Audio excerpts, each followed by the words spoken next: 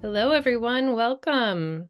So thrilled to have you with us this evening for this very special Spark Your Health talk. So I'm sure we'll have some more guests joining us over the next few minutes, but we'll go ahead and get started here. We have a lot to get to this evening. So I am Katera Kapoor, and I have the privilege of being the Senior Director of Health Promotion, Wellness, and the Spark Your Health Talk series here at the 92nd Street Y. Thank you all again so much for being with us this evening. Spark Your Health is thrilled to be joined by Dr. Leslee Shaw and Dr. Angela Bianco, two esteemed leaders in women's health from the Mount Sinai Health System, for an in-depth discussion on cardiovascular health across the continuum of a woman's life, from childbearing to advanced age. Our format this evening will be a moderated discussion followed by 15 minutes of Q&A. So please feel free to be submitting your questions into the chat throughout the duration of the event. We hope you will join us for upcoming Spark Your Health events, such as The Joy You Make, a roadmap to finding silver linings with Stephen Petrau in conversation with me, coming up on November 13th. That should be a really interesting one, so I hope you'll consider joining us. And I would also, of course, like to thank our Spark Your Health Talk series sponsor, Mount Sinai Health System, for their generous support. And now, if we can go ahead and bring the doctors up on screen here, I would love to introduce both Dr. Shaw and Dr. Bianco. So, Dr. Leslee Shaw, we'll start with you.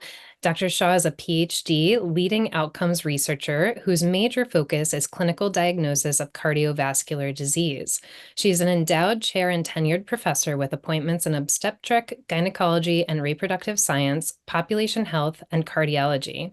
She is the director of the Blavatnik Family Institute for Women's Health Research and vice chair for research for the Department of Obstetrics, Gynecology, and Reproductive Science, and has thousands of publications and so much more on the horizon that I'm really excited to hear more about this evening. And we're also joined by Dr. Angela Bianco, who currently serves as the Director of Maternal Fetal Medicine for the Mount Sinai Health System and is the Maternal Fetal Medicine Fellowship Program Director. She has recently been appointed Assistant Editor of Expert Reviews and Clinical Opinions for the American Journal of Obstetrics and Gynecology. In addition to these roles, she has served as both the Director of Obstetrics as well as Labor and Delivery for the Mount Sinai Hospital. She led the obstetrics response team during the COVID-19 pandemic, at which New York City was the epicenter, and that must have been no easy task. So thank you both so much for being with us this evening. We really appreciate all that you do in this field, and I know you have some really critical information to get out to our audience this evening. So let's go ahead and start off the discussion. I'd like to start off by identifying the importance of understanding the lifespan of one's heart health. I'm not sure that everyone, I'd like to get us kind of all on the same page on what that means. As much as we stress the importance of being in the present moment, there are benefits to understanding the history and then the trajectory of our very own hearts that are letting us, breathe and be here right now. So can you each give a bit of background on the lifespan of heart health from your perspective? And Dr. Bianco, we'll start with you. Oh, well, thank you. Thank you for that introduction, and I'm excited to spend some time with you and the audience. I'm looking forward to a really invigorating conversation. But I think you're touching on an extraordinarily important point, and that is looking at cardiovascular health as a continuum and not deferring attention to one's cardiovascular health until you are an older individual or an elderly individual. The more we focus on people's general sense of well-being and overall health from childhood through the entire spectrum of all the different changes that we go through, particularly as women, the better poised we are to be in as best a state of cardiovascular health as possible as we continue to age. And I think that it's really important for us as clinicians, as research scientists, physician scientists, to bring women's attention to their own health trajectory. And I guess I would add that traditionally there's been much more of a focus looking at men's cardiovascular health. And I'm happy to see over the last couple of years that the pendulum is swinging a bit and bringing more attention to female cardiovascular health. Absolutely. Dr. Shaw, what do you have to add? To add to that phenomenal answer. But I would chime in just a little bit and let you know that, really your history and each facet of your life is connected. It's linked. When you're 20, you think, oh, I don't have to worry about this, and oh, I can skip exercise. I don't have to focus in on my health until I get older, as Dr. Bianco said. But each stage of your life provides a keyhole to the future. And it is a link to the future, and things that happen to you when you're younger, or even in utero when you're in your mother's womb. There are many factors which will tell us what your life and your health is going to be. So we can find out when you're in your mother's womb, we can get an idea of what you're going to be like and the disorders you will have, particularly cardiovascular disease, when you're 60, 70, and older. And so if you think about your life as a continuum, everything is important. When you go to your doctor, everything is important. And so these will be factors that have a good communication, understand, be in tune with yourself, and understand that you have an opportunity, no matter where you are in your life, to make changes and to make positive changes, and to eat better, exercise more, relieve stress, and everything is important for your future health. Absolutely. I feel like I'm already picking up on a theme here about, the earlier we do these healthy lifestyle habits and changes, and the earlier we can weave them into our lives, the better. So I'm already excited for where we're going to go in this conversation. So let's dive into where the problem areas are. From each of your areas of expertise, what are your concerns when it comes to women's heart health and the trends that you're seeing? And Dr. Shaw, I'd love to start with you. I think so much, just to be frank with you, so much for so often, women's issues around cardiovascular disease have not been at the forefront of discussions in cardiovascular medicine in general. Often women have been attributed as not having cardiovascular disease. So when they went to seek care, had chest pain or other forms of high blood pressure, it did not receive the intensity of treatment similar to that of men. So a red flag is that you need to be aware that cardiovascular disease has historically been diminished in terms of a woman being at risk, but it's important for you to understand that and to be very proactive in creating a healthy cardiovascular health profile for you to enrich your life and to make strides for that. So you need to have an established relationship with a physician that understands that cardiovascular disease remains the leading cause of death of women, and that many factors are continuing to worsen in the United States. In about 25 years, about 2/3 of the audience here have high blood pressure, and about 2/3 will be obese. So we're not headed in a good direction. So it's really a critical time for everyone just to take charge of their life and make those changes today so that we can avert long-term, much more complicated disease patterns of cardiovascular disease than we see today. Dr. Bianco, I'd love if you could chime in there. And also, you may have some perspective on problems that you're seeing from a pregnancy and postpartum perspective as well.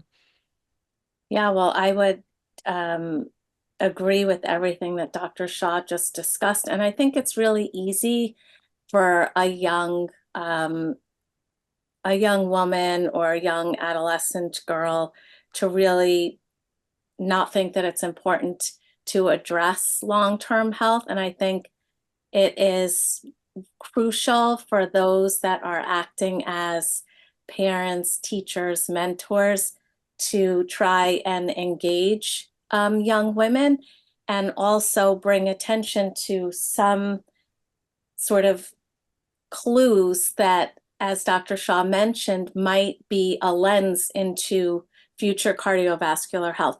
It's a little bit easier for people to really understand and grasp the concept of long-term health if we can focus their attention on things that they're actually experiencing at that specific point in their life. So if we look at girls that have early age at menarche, so they're young when they have their first period, some as young as 8 or 9 years old, or they have severe premenstrual symptoms, those things are linked to a greater risk many years later of cardiovascular disease.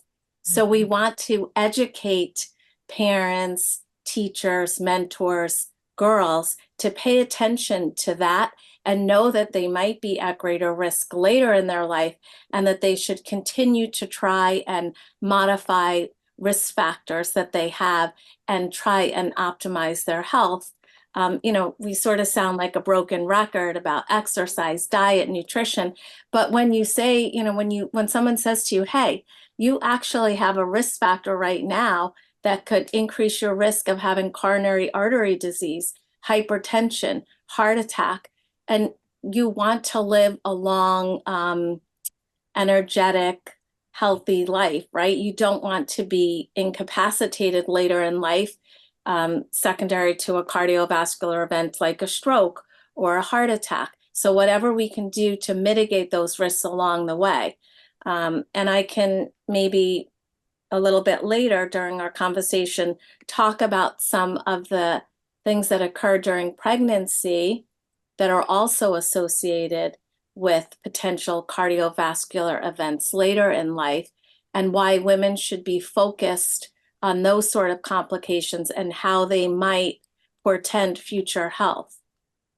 Yeah, one way to look at this is to say, okay, if I'm a young mother, I want to really understand my health and my risk right now so that I can teach my kids, my child, about what their health would look like. If you're a young mother, you can learn from your mother and your grandmother about what her risk was like at this. So each person that you are in connection with can provide you clues to put meaning into what it means to have a knowledge of your health and your risk at age 20, 30, 40, 50, and so on. And so I think that's the key, is to really understanding the connections, understanding that optimizing your health today can really benefit you in the long term. Well, because it's such a theme right now, let's just jump right into those modifiable risk factors that you've both been talking about. Are there any that you would like to, really target and elaborate on a little bit more for our audience? Because I think we all would enjoy knowing practical ways, the cutting edge, trends that you're seeing, that we should be on top of for optimizing our heart health. Well, I think that one thing that is crucially important is nutrition. First of all, I want to just admit that I don't think there's enough focus during one's medical professional career. I think nutrition should be a significant part of a curriculum for medical professionals. But I would say that if there's one thing that I would recommend that you do more than once in your life, is to set up a consultation with a nutritionist. And it's actually quite affordable, and oftentimes insurance will cover it. I've done it myself more than once.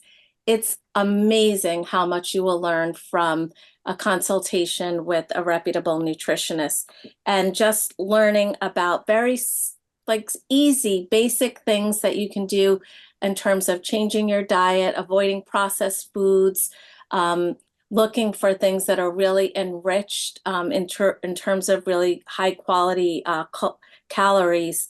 And nutritionists have wonderful ideas about certain types of foods that are so accessible to us, but we're just not purchasing them. Very simple things that have really high protein content or fat content.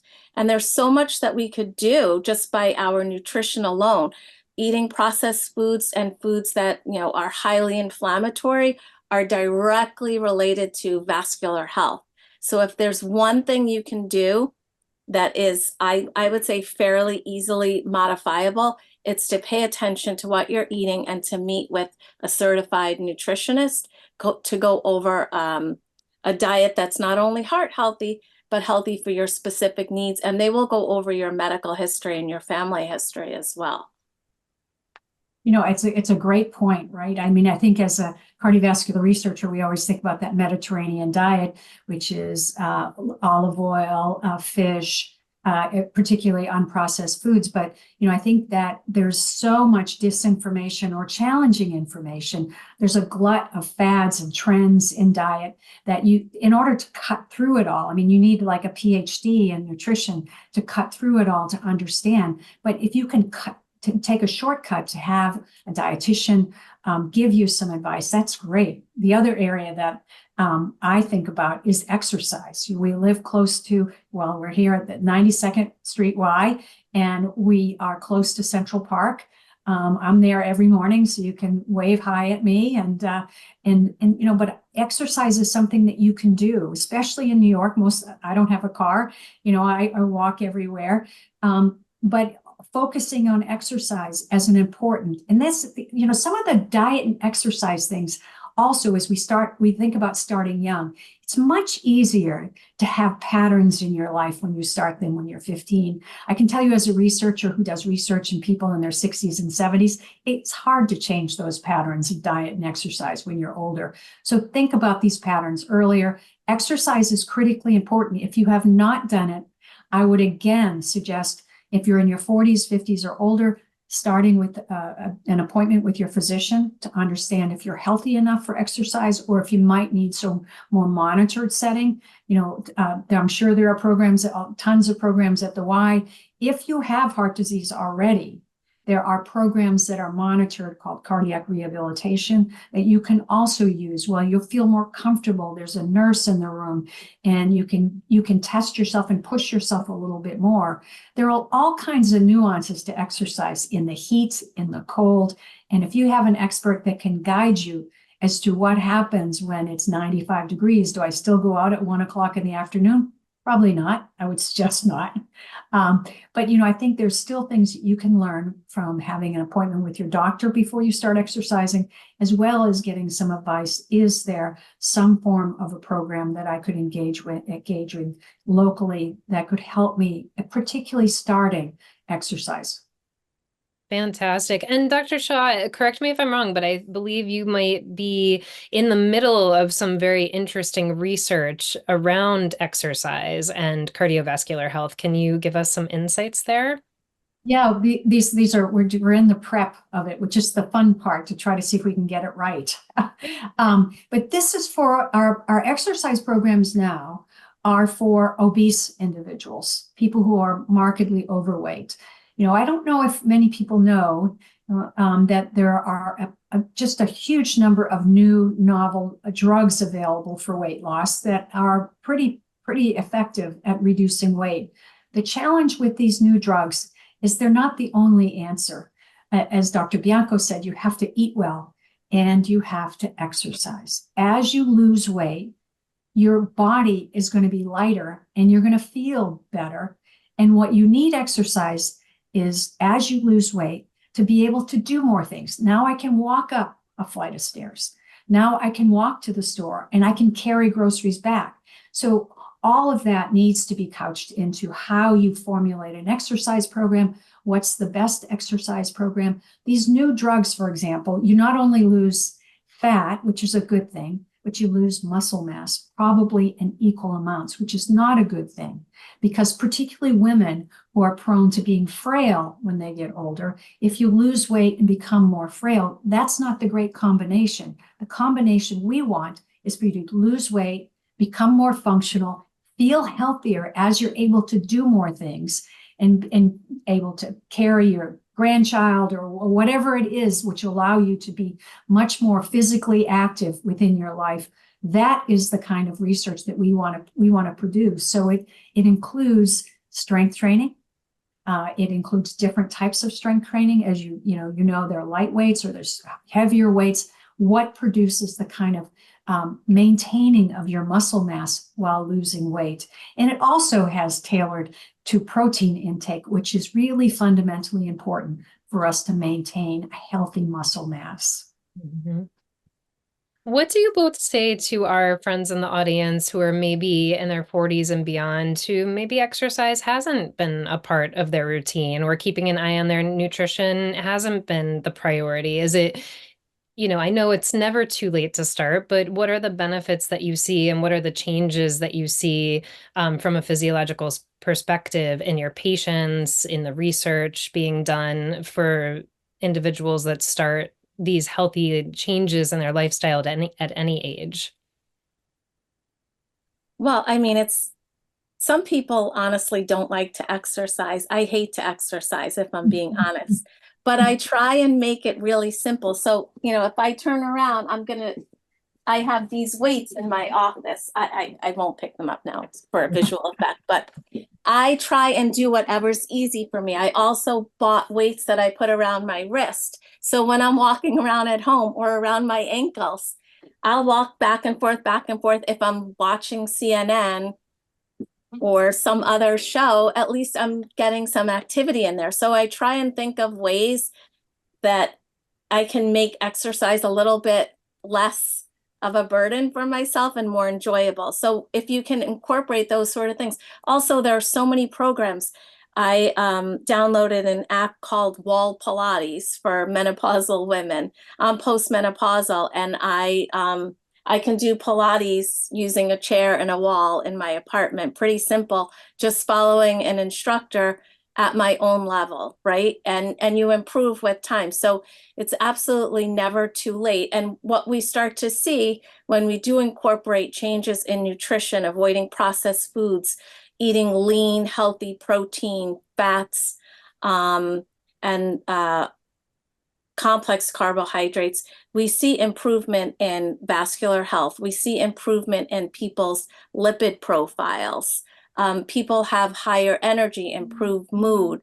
The effects are really almost endless. And an individual, if they really start to make these changes, will see the effect themselves. And I would also venture to say that those that you spend your time with or maybe live with would also observe differences. There are really profound effects on just adopting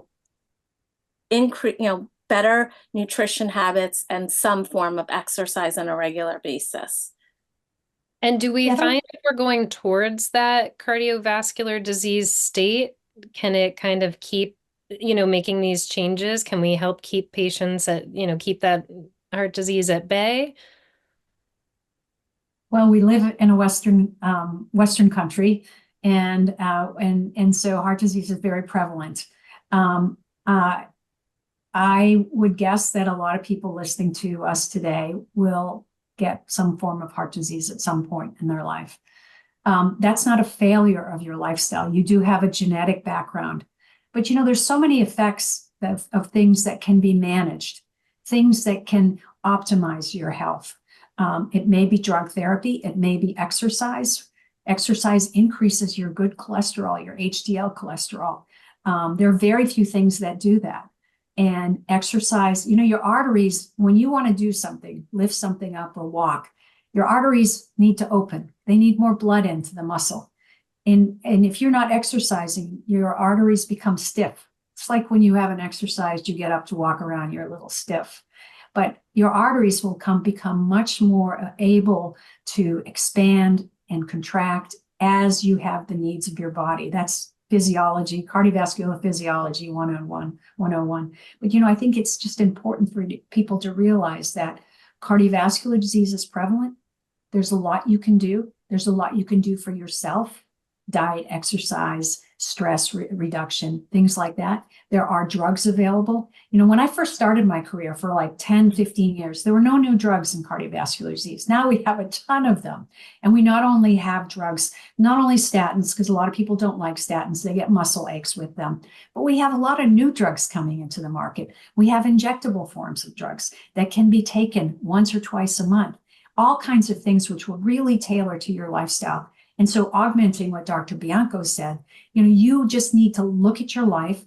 You're not necessarily going to be that person that gets up at 5 a.m. and exercises for an hour, but maybe you can do 10 minutes 6 times during the day, walk around the block, take a break, And you'll get many of the same benefits you would of doing an hour of exercise around the reservoir 3 times in Central Park. So there are lots of things you can do. The big thing is to become knowledgeable, really engage in a great communication and discussions with your physician, and then know your history, know your family history, because that's a big clue as to whether or not you're going to have a risk of heart disease. And you may have a mom that lived, she was 96, never had heart disease, and that's awesome. But for many of us, we have a history of heart disease in our family. So understanding your risk and your family's risk is really a good place to start, and then beginning to think about how you can change your life. So because you went ahead and said the word stress, I feel like I have to dive into that just a little bit. We know that exercise typically will lower our levels of stress and help us feel better. But so what are you both seeing in terms of the correlation between stress and heart health, right now today? Are we seeing complications stemming out of stressful lifestyles, and how does that impact the heart? And then what can we do about it?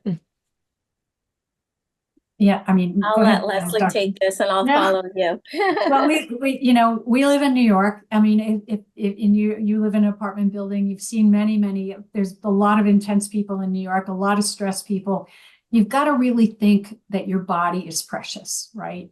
And really adding a ton of stress. That's not to say that throughout a year, you won't have times when you have a deadline and it's stressful, but you can't have constant, continuous stress in your life. You can't be dominated by stress, and you can't be on the edge of being dominated by stress. You've got to think about interjecting things in your life to manage your life and make yourself healthy, but also just feeling more well-being about your surroundings and where you are.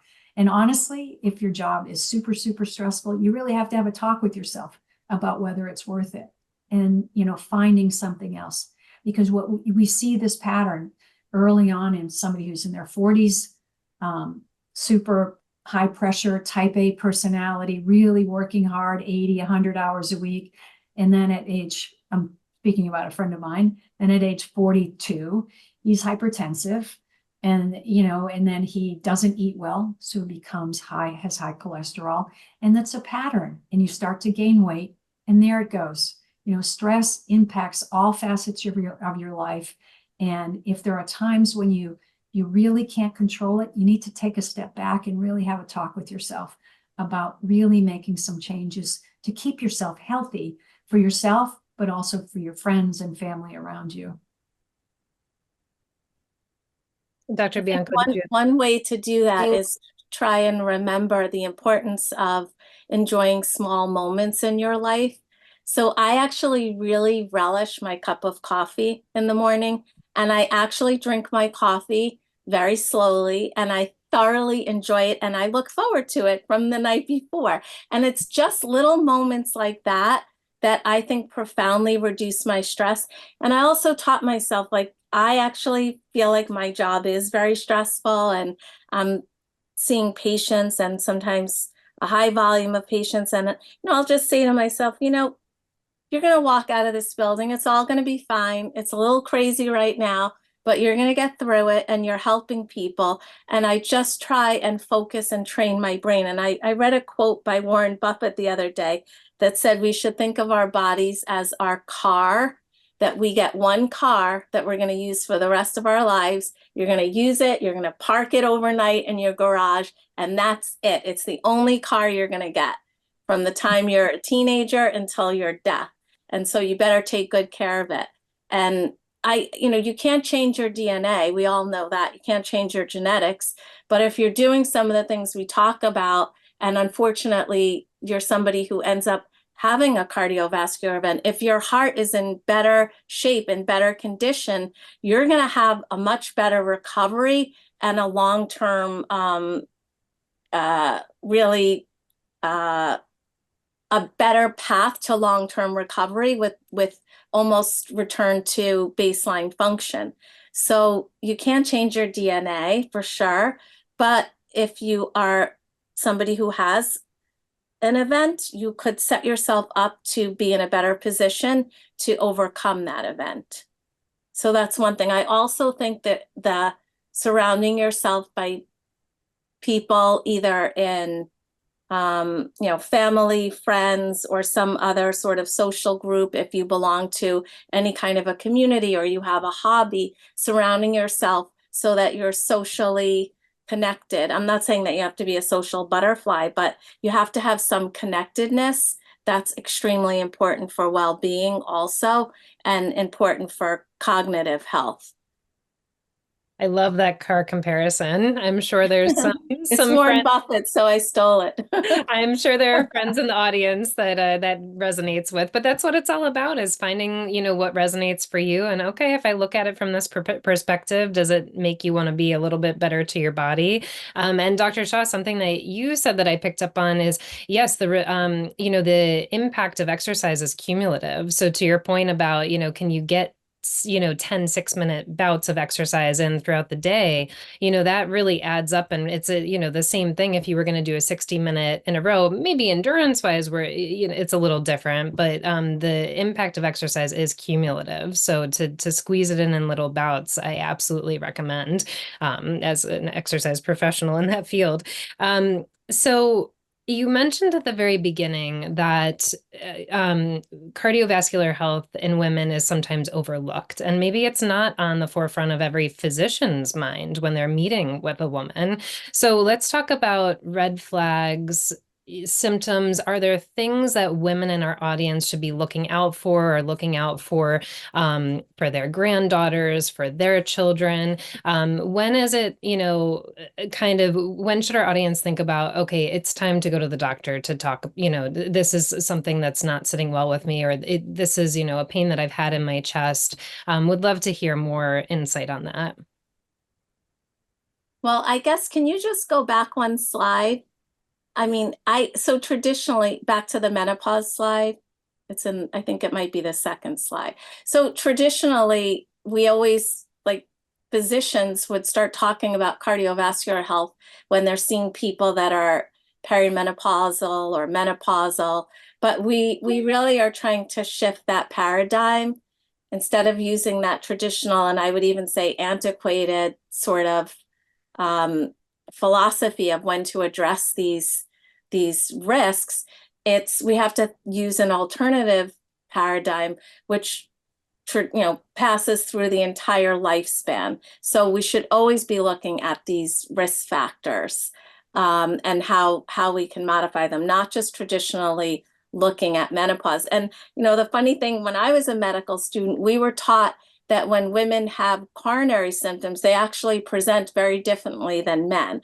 And they're going to tell you that they have back pain or shoulder pain. That's not really accurate or true, we now know.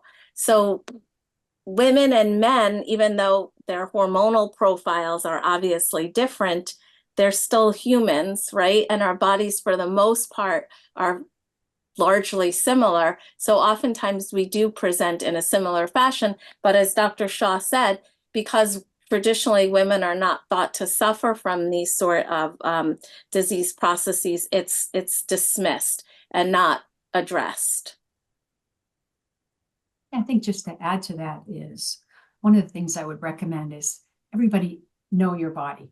Know when you feel good in a day and know when you're off.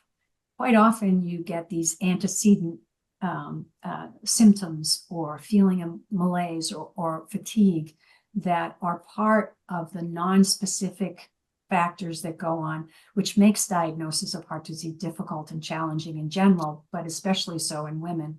So understanding your body, what do you feel? I feel good today, right? But stop and take note of it, right? So when things are off, because so often I'll talk to a woman who had a sudden cardiac arrest, or had a heart attack, and they say, I just wasn't feeling right. That's not an uncommon thing for people to say. I hadn't been feeling well. These are things to listen to, right? Especially as you enter menopausal years and beyond, is really understanding. But the first thing you need to do, a red flag, is not wait to find a doctor until you have symptoms, because then you're going to call somebody's office you don't really know. You're feeling rushed. You don't have time to make to do homework on the physician. Your friend said, oh, just call this person. What you need to do is have an established relationship now while you're feeling great. Don't wait till you're not feeling great, because then it becomes very, very stressful. And find a physician that will listen to you, that has good communication skills, doesn't come into the room for 2 minutes and leaves. Find somebody who understands that heart disease is underdiagnosed in women. Find somebody who says, I know a lot about heart disease in women, and I'm happy to walk you through it. That's the type of person that you want caring for you, particularly if you're concerned or feel you're not feeling up to par. Those would be the best things I would tell. That's the big red flags. Be on top of your health today. And is there anything for women specifically we should know about when it comes to referred pain? I know that, as someone may be going into some sort of cardiac event, there may be something like jaw pain. It's not always just the traditional pain in the chest one may think of when you think of the heart. So could you give us a little bit of, I know it's different for every individual, but maybe for our women in the audience, there are things that they could be on the lookout for. I think the biggest kind of thing that happens, particularly, is if you're feeling symptomatic and you may not even really be totally cognizant of thinking of it, you have a tendency to accommodate your physical work. If I feel short of breath when I walk up the stairs, I try not to walk up the stairs. Those are signs. If at age 50 or 55, you can't do the things you could, they may be flags. And so understanding what is the difference. So, and shortness of breath is one that you just think, oh, I'm out of shape. Well, it might not be necessarily. It's a sign that your heart is not keeping up with the physical work. So you could have jaw pain, right? You could have arm pain. All of our pain receptors are not so fine-tuned in our chest like they are in our fingers, right? And so you could have different symptoms. It could be, in your husband or a partner or whoever may have different symptoms. Understanding that may be your norm and that may be how you present. And really, again, accommodating symptoms is a classic thing that I see women do. I'm not going to go, for that extra walk because I'm just going to take the dogs for a shorter walk because I get short of breath, things like that. And then when you go to the doctor and they say, have you been feeling okay? Yeah, I've been fine. Mm-hmm. Yeah, I haven't felt anything. Well, that's not really true because you basically now not doing anything but sitting on the sofa. So, you really have to understand, and really think through and understand the differences and knowing how your body responds. Dr. Bianco, anything to add there? Well, I think that Dr. Shaw highlighted a really important point, and that is to engage in ongoing care, whether that's an internist or a cardiologist. Probably most people would start off with an internist, but somebody that you have an ongoing relationship with, that knows you, that you feel comfortable with, that will be able to address even subtle changes if you bring them forth conversationally when you go in for your visit. Somebody who knows you, has your history, has a track record of your state of health is extremely, extremely important. And I also think that Dr. Shaw's touching on, how women traditionally also are caregivers, most of us, and we do tend to minimize our own symptoms and sometimes even our own health needs. So paying attention to yourself, like they say when you're flying, you need to put your oxygen mask on first, right? So don't dismiss or minimize your own symptoms. Make sure that you prioritize your health and advocate for yourself and your health. Okay, so it sounds like no specific symptoms we're on the lookout for. It's more just knowing our own bodies and if, there's that kind of recurring pain. Because somebody, getting pain in, say, their shoulder over and over may think to go to a physical therapist first. It's right? very common. And then that physical therapist is hopefully trained in understanding when the pain does not get better, they need to be referred onward. Yeah, and that's where I think having an established relationship Yes. is so critical and fundamental to your health. You know, I think one of the things that we've just recently announced, and Dr. Bianco and myself and others at Mount Sinai are going to be a critical part of this, is a new comprehensive care center called the Rowan Center, which will really be able, will be a one-stop shop. I hate that word, but a one-stop shop for women and all their needs. And that's really, I think, the trend in where future healthcare is going for women, is not bouncing around to an endocrinologist or this or that. You know, I need one place to go and get all my care. And that way, all of these great doctors can be in the room and talk about me and make me the healthiest I can be. And I look forward to getting to the point where we open those doors. That sounds like it will be a wonderful resource for everyone in the area, and they're starting to pop up, thankfully, around the country. So even if you're not right here in New York City, hopefully you can find something like that. So I want to start, we're starting to get close to Q&A time. I want to start delving into when the heart is overloaded. So pregnancy will certainly be a part of that, but I also wanted to touch on hydration. And you can both correct me if I'm wrong, but I have heard that when we are dehydrated, the heart has to work harder. So can you speak to that a little bit? And, I'd just love if our audience, if you have any recommendations for our audience on hydration and how that ties into heart health over the lifespan. If anybody here is an exerciser outside, I mean, some people like to exercise inside. I don't know why. If you exercise in the summertime and you monitor your heart rate, anybody would know if they've done more than a half an hour, and you do your exercise right now, maybe September, October versus July or August, the heart rate is different. And so it is the heat and the being dehydrated will augment your heart rate response, will increase it. So staying hydrated is fundamental, not just to having, not just to increasing too much stress in your heart, but it's fundamental for recovery. You need to be well hydrated for all your muscles and for your heart to recover after an exercise bout. And so you have to be careful in hotter temperatures, or if you fly a lot, you have to be careful of dehydration, and you have to be cognizant of making sure water is an everyday part of your life that you are purposeful with. So, I mean, that's just really fundamentally important. Got it. Dr. Bianco, did you have anything? I was just going to say, and it's such an important and easy thing to do, and yet often overlooked. And you just have to carry around that water and make sure that you get it in. A lot of people now are using these wearable devices, rings, watches. And if you track, which I'm sure many people in the audience are doing, if you track your profile, your data, you'll see if, let's say you have a few drinks or a salty meal, you go to sleep, your baseline resting heart rate will increase over time throughout the evening and perhaps during the day because you're relatively dehydrated.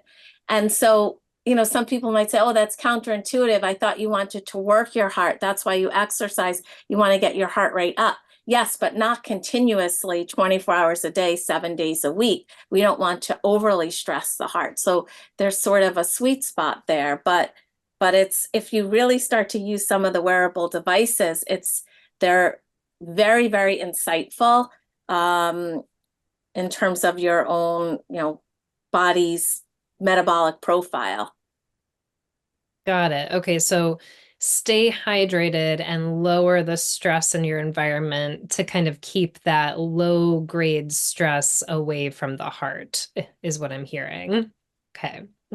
All right. So Dr. Bianco, if we could, I would love to talk about pregnancy and postpartum. And, for our women out there that have gone through this or are going through it, is one more likely to develop a cardiovascular issue or event from a pregnancy, or is this, kind of just peeling back the curtain on something that was perhaps already existing from the very start that the woman maybe just didn't know? I would say it's probably somewhere in the middle, but I think traditionally we look at risk factors for cardiovascular events like abnormal lipids or elevated cholesterol, obesity, high blood pressure, perhaps diabetes. But women, in some ways, are fortunate because they can identify risk factors through the lens of pregnancy that are just as robust in terms of predicting long-term cardiovascular health. So when we look at pregnancy, there's a slide that was just put up. There are lots of conditions that can arise during pregnancy that perhaps somebody has an underlying disposition to cardiovascular disease because of the vascular health, the lining of their small vessels. And it's uncovered from the extra burden of pregnancy, from an increase in your blood volume and your heart having to pump to essentially provide nutrition to the placenta and the fetus. So the things that we see that can occur during pregnancy include things from early pregnancy through late pregnancy, such as pregnancy loss, recurrent pregnancy loss, stillbirth, high blood pressure that develops or is exacerbated during pregnancy, diabetes, poor fetal growth. All of these, there's now a plethora of data and research that has been published that demonstrates that all of these disorders that arise during pregnancy are associated with increased long-term cardiovascular events, including chronic hypertension, coronary artery disease, or heart attack. So if we are educating women and their families about the risks associated with these disorders, we're in a better position to engage them in ongoing care, like Dr. Shaw was talking about, so that they can regularly have their blood pressure and their lipids assessed, and also maybe meet with a nutritionist and perhaps either a physical therapist or some sort of an exercise program, because these are risk factors that we need to pay attention to as much as we pay attention to traditional risk factors in males. Excellent. Excellent. Dr. Shaw, anything to add there? No, I just think it's important for us to really take note of what goes on during pregnancy. Some people like to call it a stress test for later years. I'm not sure how well I like that term, but certainly if it affects you, it's going to affect your children. If somebody has hypertension during pregnancy, their offspring, about 1 in 8, will be hypertensive before the age of 30. That's incredible. So there's a piece of information that is very necessary for you to manage your hypertension and to keep control of it, and really have a better pulse on your kids to make sure that they can live a healthy life. Managing blood pressure is hard because we live in a Western society where salt is everywhere, but really there's an opportunity there for you to make changes in your diet. Exercise will help with lowering your blood pressure. Obviously, there are many, many drugs that can help with that. And it really isn't important because you're still young when you're pregnant, and your kids, you can keep an eye on them through those early years. Well, my hope is even just by hosting a talk like this, we're helping build an awareness between the correlation between an event like pregnancy and, oh, I should advocate, with my physician for maybe some additional testing, or like you said, just noticing if something is a little off. Because isn't it true that also some of these heart issues can develop a little bit later on? It could be years after the pregnancy. Is that right? Absolutely. No, absolutely. Go ahead, Angela. Sorry. No, I was going to say the same. We agree all the time. No, I mean, I think it's really important, especially for women that develop a severe hypertensive disorder during pregnancy, that they have close cardiology follow-up in the postpartum period. And I would even advocate for an echocardiogram, so an ultrasound to look at the function of the heart. And absolutely, if you're going to do this, you want to be engaged with a physician that understands these risk factors and the importance of surveillance. And again, will not minimize your request to have these procedures performed or dismiss any concerns or symptoms, because there are women that develop longstanding cardiac dysfunction that probably could have been diagnosed earlier in the course. And it's largely because this just wasn't sort of assessed with the appropriate tools. So advocating for yourself and being aware of these risk factors, because an echocardiogram, frankly, is not that difficult to order or to find a really skillful cardiologist to perform.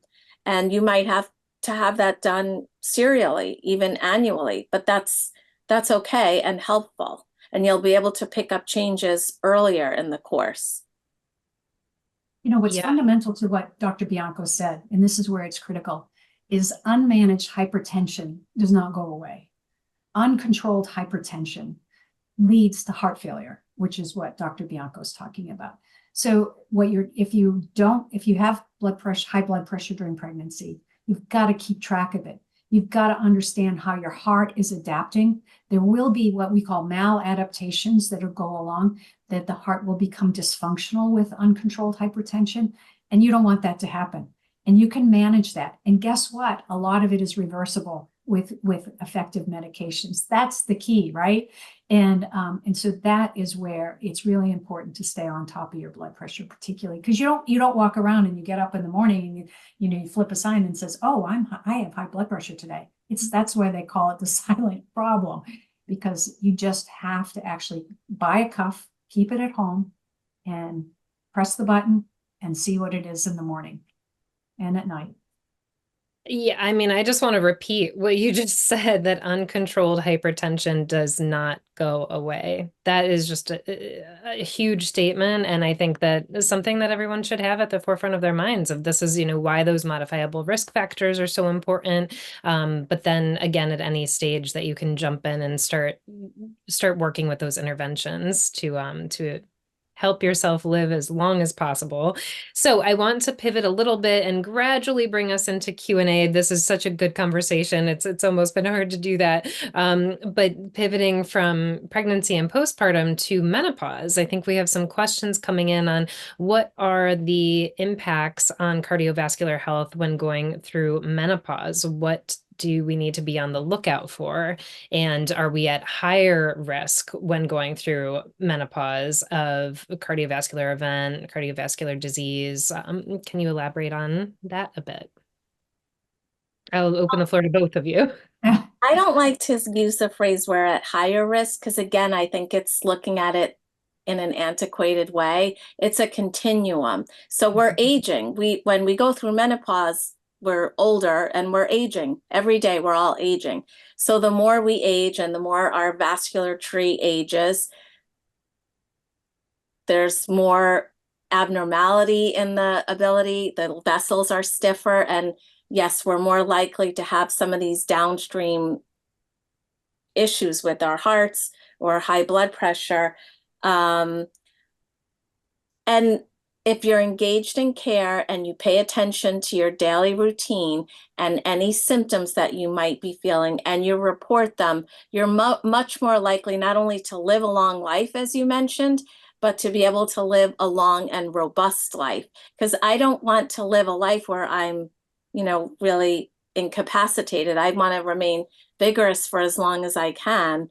And so I think doing everything that we talked about through menopause and beyond is important. And another thing that I think I mentioned it earlier, but there's also recent data looking at things like vascular dementia and how having hypertensive disorders in pregnancy strongly predict vascular dementia. And that's because exactly what Dr. Shaw said, because mostly the underlying common thread is blood pressure and poorly controlled blood pressure. So we want to really pay attention to that and be engaged in care and be really in tune with our own bodies. You know, you lose estrogen as you enter menopause, right? It's a gradual loss of estrogen, which is the hallmark of menopause.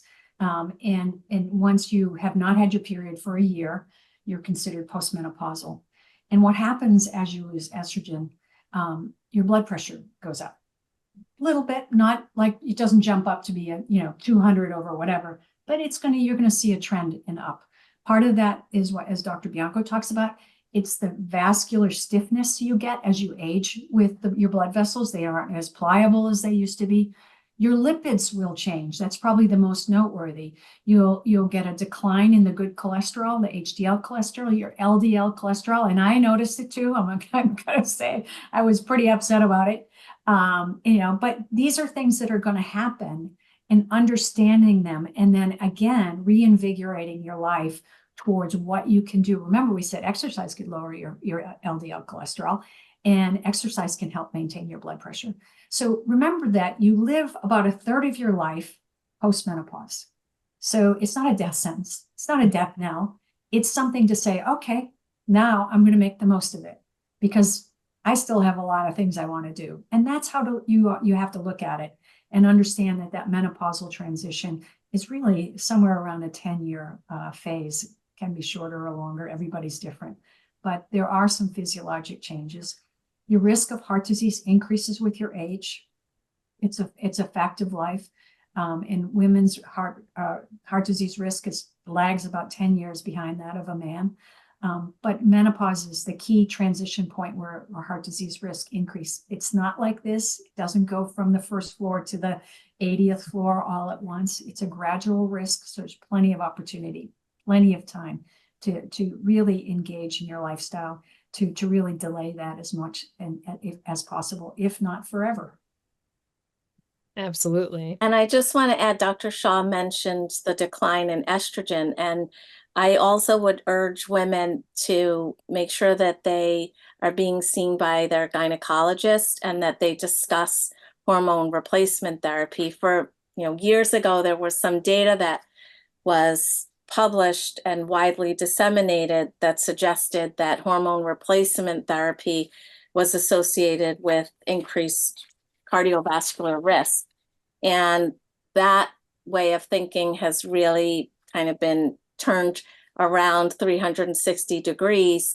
And the recent data doesn't really support that and suggests that hormone replacement therapy, especially transdermal forms of estrogen, are associated with improved cardiovascular health.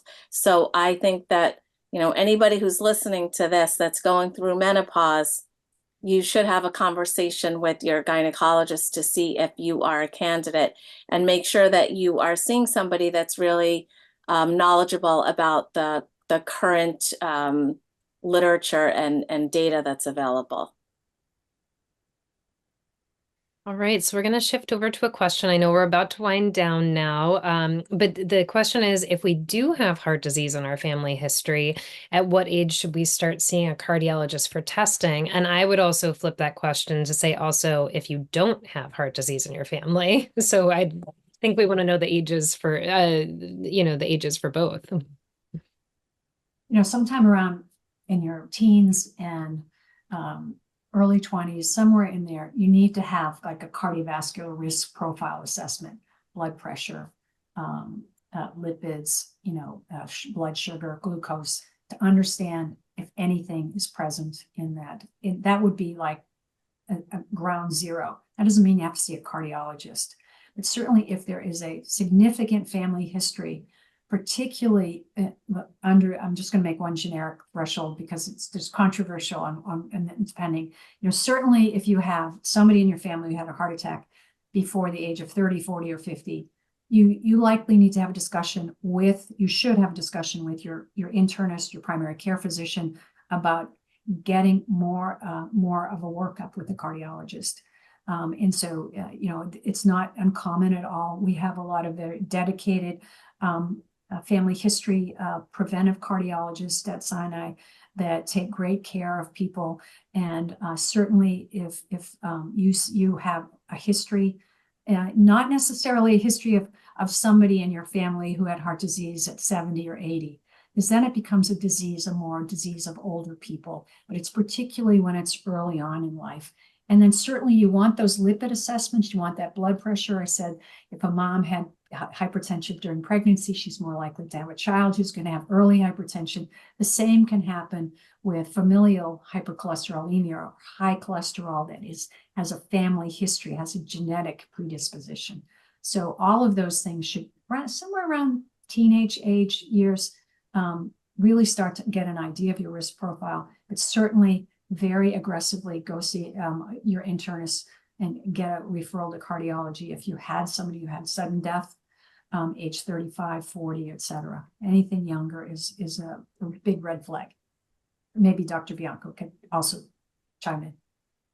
No, I think that you said it. Well, I guess I would say for any potential parents that are listening to this, that I would even speak to your pediatricians about getting a lipid profile on your child, which many of the pediatric practices now do, especially if there is a familial condition of hypercholesterolemia, because that's something that you want to know about early on in childhood and really be proactive about managing that. Absolutely. I'm taking note of that for my little ones at home. All right, we are past time, but I just have one very quick rapid fire question I'll ask you, which is just if there are any supplements out there that you recommend, because we did have a few audience questions about that for managing heart health risk, and then we'll end it there. Oh my God, that's a rapid fire one. We can always put it in the post-event communication too, if that's easier. Dr. Bianco, do you want, I mean, the only thing I would say is, certainly a generic, well-rounded vitamin supplement might be helpful. Certainly understanding your vitamin D level in New York City, where so much of the wintertime we don't get much sunlight. That would be a good one to think about. These are very common ones. Maybe some fiber supplements might be helpful. I'm giving you just what I do, so maybe Dr. Bianco can tell you. Well, I carry around a magnetic box that's filled with supplements, so I agree. I mean, so I take vitamin D every day for bone health, a calcium supplement for bone health. I take magnesium for bone and cardiovascular health. I take fish oil every day in an oil form, not an encapsulated form. I can give you the information on a really reputable company that doesn't taste like fish oil. I actually do not really like to eat fish, which is why I take the fish oil. I also take CoQ10, which is a pretty powerful antioxidant. And also for cardiovascular health, I have a strong family history. So, vitamin D, calcium, fish oil, CoQ10, magnesium. And the other thing that if there was one thing only that I could take, it would be turmeric. And I take a turmeric supplement every day as well. The best form of turmeric is to just eat a turmeric root, but who has time to find turmeric root and who has time to, it tastes awful. It's very bitter. I buy it sometimes and then it just gets rotten in my refrigerator. So I just take the turmeric supplements. Well, thank you so much for that. And maybe we will take you up on that. I can put that in the post-event communication with our audience if you do have a reputable brand. So with that, I would like to thank Dr. Bianco and Dr. Shaw so much for being with us this evening. I feel like we could have had another hour to cover all of this amazing information, really life-saving information, and also bringing it back to the basics in some way, that these things that we talk about, these modifiable risk factors, behaviors, exercise, hydrating, and having community, being in touch with your physician on a regular basis. These are all things that we can bring back to our communities, our friends, and our loved ones, and just help them stay on top of their heart health, not just for now and not for 20 years from now, but for their entire lifespan. So thank you so much for taking the time with us this evening, and thanks for all that you do. And I hope that everyone out there in the audience stays very well.